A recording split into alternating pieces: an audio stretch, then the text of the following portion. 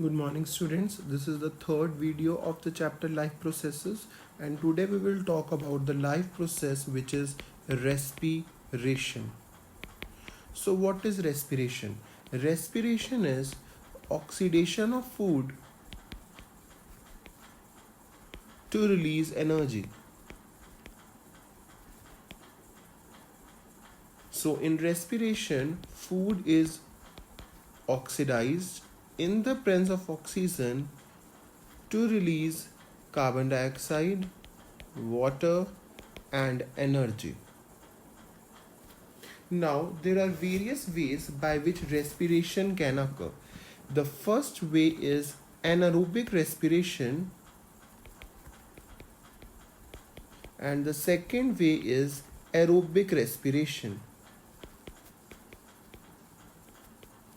Anaerobic respiration takes place in absence of oxygen.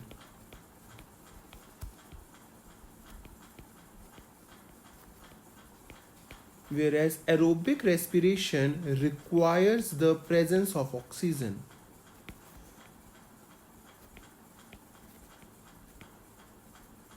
Whether a respiration is aerobic or anaerobic, one common pathway for both the respiration is glycolysis. Glycolysis is common pathway for both aerobic and anaerobic respiration. Now, in glycolysis, glucose is converted into pyruvate. And this process, when glucose is converted to pyruvate, is termed as glycolysis, and this process generates pyruvate from glucose. Glycolysis occurs in the cytoplasm of the cell.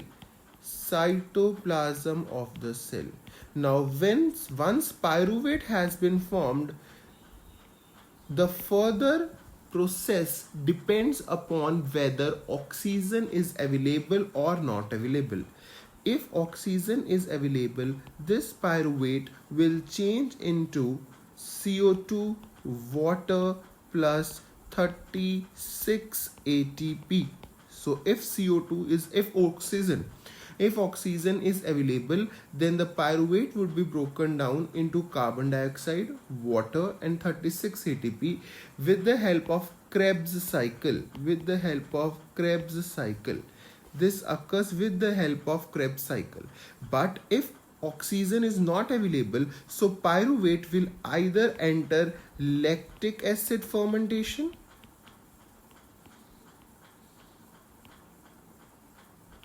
or it will enter alcoholic fermentation. Under lactic acid fermentation, there would be formation of lactic acid plus energy, and this occurs in human muscles during intense or vigorous exercise. And alcoholic fermentation leads to formation of ethanol plus carbon dioxide plus energy. This occurs in yeast cells. Lactic acid fermentation takes place in human muscle cells during strenuous exercise, whereas alcoholic fermentation takes place in yeast cells.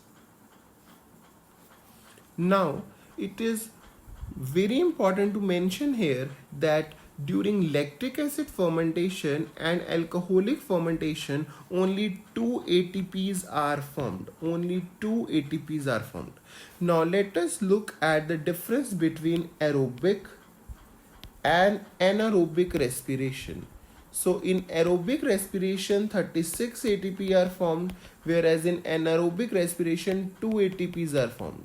Aerobic respiration takes place in the presence of oxygen, whereas anaerobic takes place in absence of oxygen.